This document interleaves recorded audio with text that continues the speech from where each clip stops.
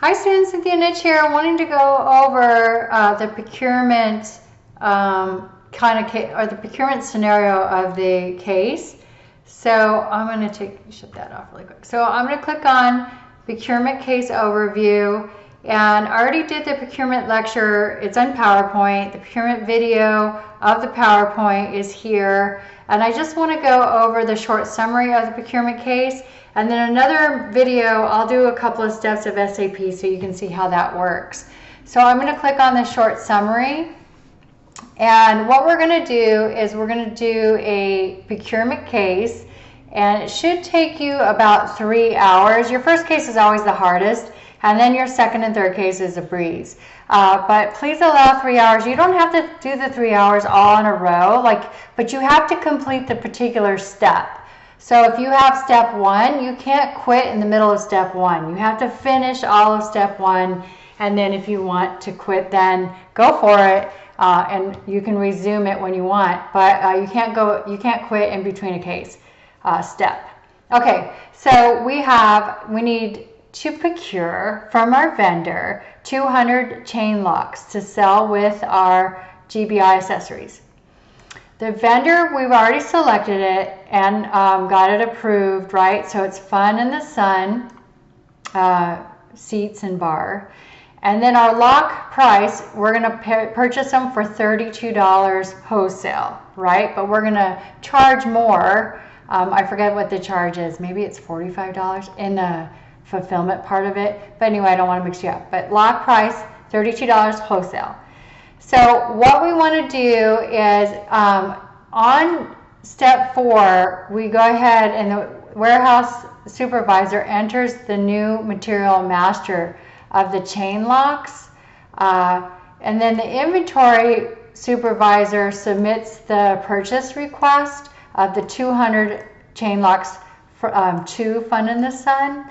And then we need to get our purchase request approved.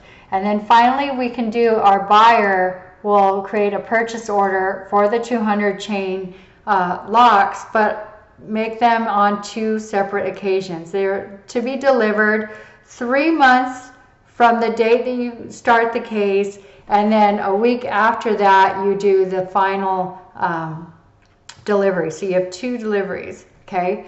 So you create 2 separate goods receipts for each delivery that delivers the chain locks, and then you create an invoice receipt. I want to go back here, and it's 100 chains for the first delivery, and then another 100 chains on the second delivery. So that's why you'll have 2 goods receipts for the first delivery and the second delivery. You'll have a goods receipt for that.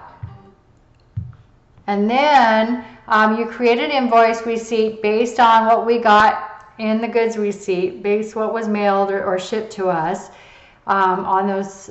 And then we have 2 separate deliveries, right? And then we post it, the 2 deliveries combined of all the amount that we owe the vendor.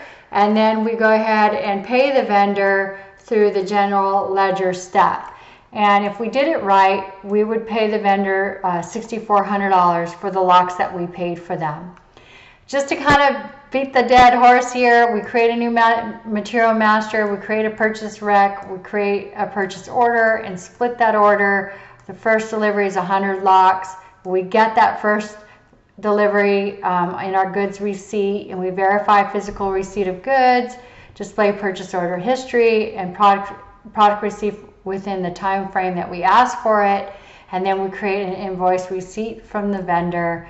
We do it all again, and then finally we post our payment to vendor, and then we go ahead and make sure we have a balance on our general ledger, credits and debits, right? So that is what we're going to be doing in our procurement. You have 1 week to do it. It's due next week. So make sure, if you have any problems, please let me know. Thank you.